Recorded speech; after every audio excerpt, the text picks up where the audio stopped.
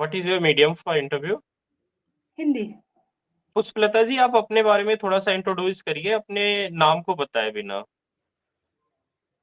मैं पटना बिहार से हूँ। मैंने 2017 में पटना लॉ कॉलेज से एलएलबी पास किया है। करंटली मैं सेंट्रल यूनिवर्सिटी ऑफ कर्नाटका से एलएलएम कर रही हूँ। कर्नाटका से। कर्नाटका की स्टेट लैंग्वेज क्या है पुष्पलता? कन्नड़।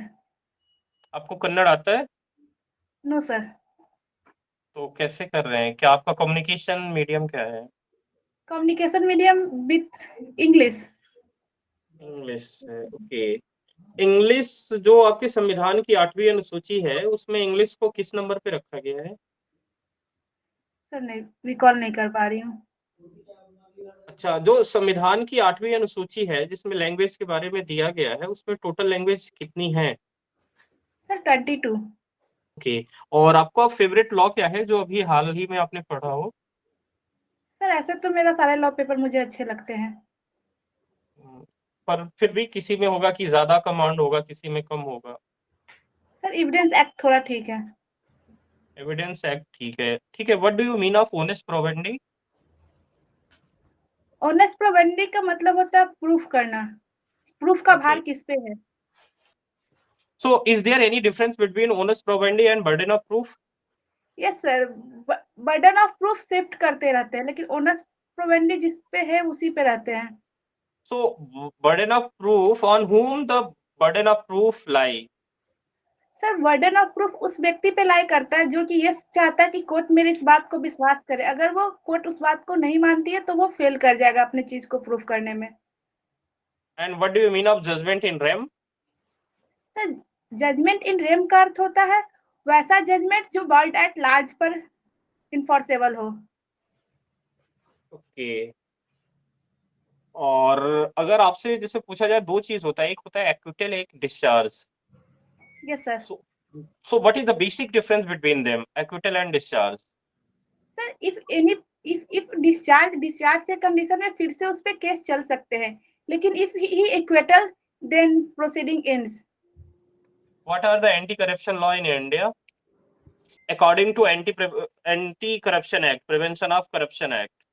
ये sir prevention of corruption act 1986, benami transaction act, money laundering act. Only two.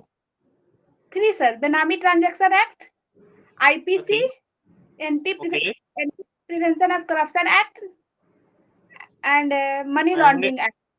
you told the citation year is 1986. Is it 86 or 88? 88 sir. What is the basic ground of corruption, or what are the elements of corruption?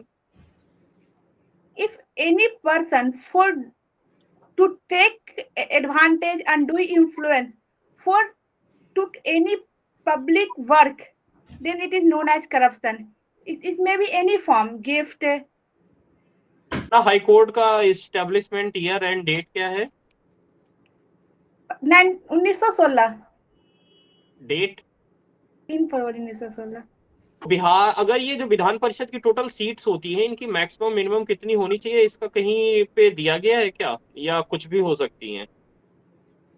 नहीं sir, दिया गया है। बाकी अब मैं request करूंगा, restricted था sir, sir kindly proceed. Thank you Pushpalata.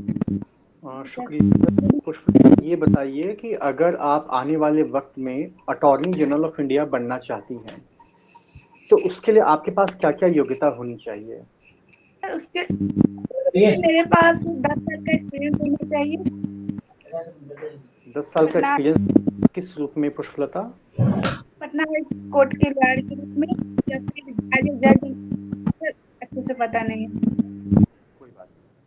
Pushpalata, ये बताइए एंटीसिपेटरी बेल से आप क्या समझती हैं, और वो कौन कौन सी परिस्थितियां होती हैं जहां पर एक व्यक्ति चाहकर भी एंटीसिपेटरी बिल का एप्लीकेशन फाइल नहीं कर सकता है? सर एंटीसिपेटरी बेल जो है सेक्शन 836 में दिया गया है। कहा गया है कि किसी कोई अप्रीहेंशन हो तो वो अरेस्ट होने वाला है तो वो एंटीसिपेटरी बेल फाइल कर सकते हैं।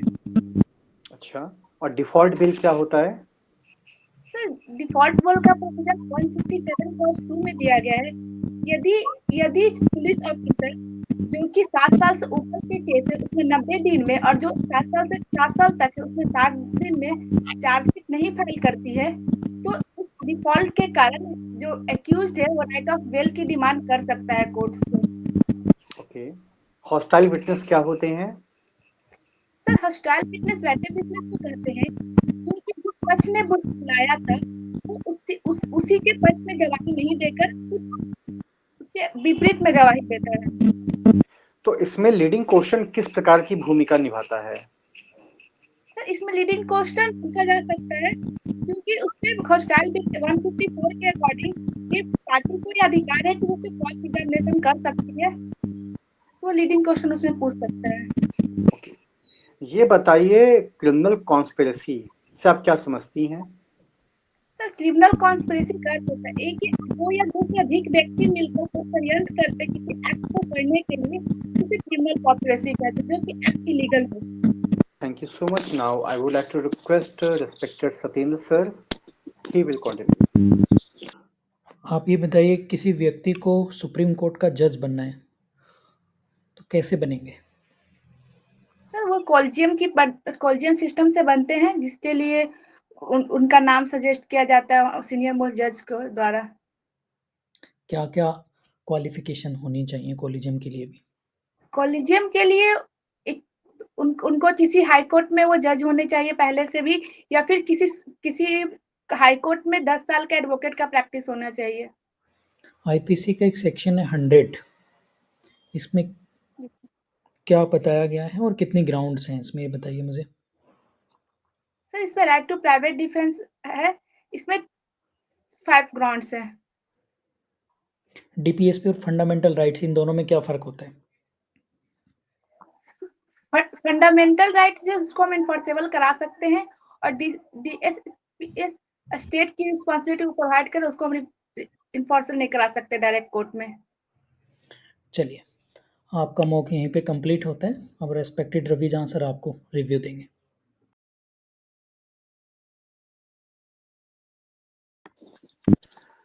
पुष्पलता, ऐसा है कि कुछ जगहों पे मुझे लग रहा है कि लैंग्वेज बैरियर हल्का सा है। हो सकता है कि वो आपका स्टाइल हो सकता है वो आपका टोन हो, ठीक है? तो इसके ऊपर थोड़ा सा वर्कआउट कर लीजिएगा। दूसरी सबसे पॉजिटिव चीज़ है आपके चेहरे की स्माइल जो लगातार आपने मेंटेन करके रखा है, तो इसको एज इट इज रखिएगा। तीसरी बात यह है कि आपसे जितने भी सवाल मैंने पूछे, मैं पूर्ण रूप से सेटिस्फाइड हूँ कि आपने ऑलमोस्ट सभी सवालों का सही जवाब दिया, शुरुआत के 2 सवालों को छोड़ के, जहां पर मैंने पूछा अटॉर्नी जनरल ऑफ इंडिया की क्या क्वालिफिकेशन होनी चाहिए या सुप्रीम कोर्ट के जज बनने की क्या योग्यता होनी चाहिए। तो अगर 2-3 सवालों का जवाब आपको नहीं आता है तो बेहतर होगा कि वहां पर आप सॉरी बोल के आगे की तरफ बढ़ जाए। उन सवालों को ट्राई करने की कोशिश मत करिए, नहीं तो आपका जो प्रीवियस रिकॉर्ड है ना वो कहीं ना कहीं थोड़ा सा खराब हो जाता है, ठीक है? सवाल को बहुत ही समझिए, उसके बाद बोलिए, और बोलने के दौरान जल्दबाजी मत दिखाइए, क्योंकि जब आपने जल्दबाजी 2-3 सवालों में दिखाई है ना, तो वहां पे मुझे लगा कि शायद आप और बेहतर बता सकते थे, लेकिन आप लड़खड़ा वहां पे गई और वहीं से आपका कॉन्फिडेंस हल्का सा डेविएट होना शुरू हो गया। बाकी आपको रिस्पेक्टेड त्रिपाठी सर कन्वे करेंगे। Thank you sir.